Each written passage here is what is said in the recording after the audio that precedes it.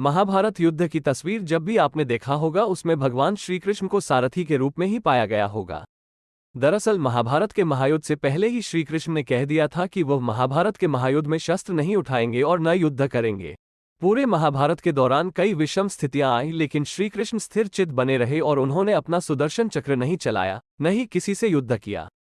बस एक बार ही युद्ध के आरंभ में भीष्म की मनोदशा और इच्छा का सम्मान करने के लिए और अर्जुन को कर्तव्य का बोध कराने के लिए श्री कृष्ण ने रथ का पहिया हाथों में उठा लिया। ऐसे में अर्जुन ने श्री कृष्ण के चरण पकड़ लिए और श्री कृष्ण से रथ का पहिया रख देने के लिए कहा। सवाल उठता है कि आखिर श्री कृष्ण ने युद्ध न करने की बात क्यों की थी? क्यों श्री कृष्ण ने खुद को युद्ध से अलग रखा? क्यों वो महज पार्थ यानी अर्जुन के सारथी बनकर मार्गदर्शक बने रहे? आइए जानते हैं इस रहस्य युक्त सवाल का जवाब। महाभारत युद्ध के इस रहस्य को जानने से पहले भगवान श्री कृष्ण और अर्जुन के पूर्वजन्म को जानना होगा। पौराणिक कथाओं के अनुसार भगवान श्री कृष्ण पूर्व जन्म में नारायण थे और अर्जुन नर थे जिन्होंने बद्रिकाश्रम यानी बद्रीनाथ में नर और नारायण पर्वत पर तपस्या की थी। नारायण और नर दोनों ही भगवान विष्णु के अंश से ही उत्पन्न हुए थे, क्योंकि उस समय सूर्य भगवान के एक असुर भक्त दंभोद्भव में सूर्यदेव की तपस्या करके उनसे 1000 कवच का वरदान मांग लिया था। इस कवच के साथ ये भी शर्त थी कि 1000 साल तपस्या के बाद ही कोई इस कवच को तोड़ सकता था और जो भी इसे तोड़ता वो स्वयं भी मर जाता। इस वरदान को पाकर दंभोद्भव अपने आप को अमर मान बैठा था और देवताओं और मनुष्यों पर अत्याचार कर रहा था। नर और नारायण को दंभोद्भव ने युद्ध के लिए ललकारा, तब नारायण ने दंभोद्भव से युद्ध किया और 1000 साल के युद्ध के बाद आखिर नारायण ने असुर का पहला कवच तोड़ दिया, लेकिन कवच तोड़ने के साथ वो स्वयं भी मृत्यु को प्राप्त हो गए। तब नर ने उन्हें महामृत्युंजय मंत्र से जीवित कर दिया और दंभोद्भव से युद्ध करना आरंभ किया। ये युद्ध भी 1000 साल चलता रहा और नर ने असुर का दूसरा कवच तोड़ दिया। इस बीच नारायण ने 1000 साल की तपस्या पूरी कर ली और दंभोद्भव से युद्ध करने लगे। इस तरह से बारी बारी युद्ध करते हुए नर नारायण ने दंभोभ असुर के 999 कवच तोड़ डाले।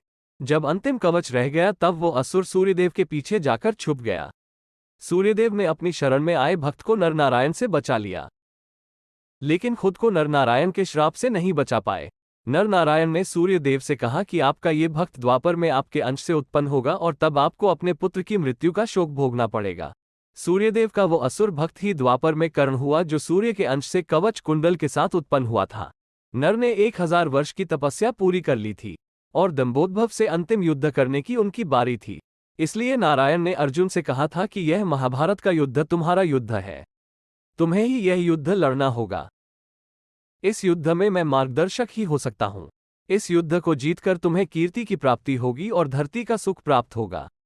तुम अपना युद्ध नहीं लड़ोगे तो मैं भी तुम्हारी मदद नहीं कर पाऊंगा, क्योंकि कर्ण का वध तो केवल अर्जुन ही कर सकते थे, क्योंकि सूर्य के वरदान के कारण दंभोद्भव को वही मार सकता था जिसने 1000 वर्ष तपस्या की हो, और कर्ण अगर जीवित रह जाता तो महाभारत युद्ध पांडव नहीं जीत पाते। इसलिए श्रीकृष्ण ने अर्जुन को युद्ध करने के लिए कहा और स्वयं पार्थ के सारथी बने रहे। महाभारत युद्ध में भगवान श्रीकृष्ण ने स्वयं युद्ध न करके अर्जुन से युद्ध के लिए आगे किया। इसके पीछे एक रहस्य ये भी है कि भगवान कहते हैं मैं तो मार्गदर्शक हो सकता है, बुद्धि रूपी रथ का सारथी हो सकता हूं, लेकिन हर व्यक्ति का जीवन में अपना अपना युद्ध होता है और जो अपना युद्ध स्वयं नहीं लड़ सकता है भगवान भी उसकी मदद नहीं करते हैं। इसलिए हमेशा ये समझना चाहिए कि जब युद्ध हमारा है तो ये हमें ही लड़ना होगा, ईश्वर हमारे बदले आकर युद्ध नहीं लड़ेंगे। अगर सत्य की लड़ाई करेंगे तो ईश्वर सारथी बनेंगे और अगर असत्य की ओर से युद्ध करेंगे तो वह आपके सारथी भी नहीं बनेंगे और फिर कौरवों की तरह विनाश होना तय है। उम्मीद है आपको वीडियो पसंद आया होगा। जय श्री कृष्णा। अगर आपको यह वीडियो पसंद आया हो तो इस वीडियो को लाइक कीजिए और शेयर कीजिए। ऐसे ही कथा, ज्ञान और भक्तिमय वीडियो देखने के लिए सब्सक्राइब करें हमारा चैनल भक्ति की शक्ति और लिखित में पढ़ने के लिए हमारी वेबसाइट www.bhaktikishakti.com पर जा सकते हैं। आप अपना सुझाव नीचे दिए कमेंट बॉक्स में बता सकते हैं। धन्यवाद।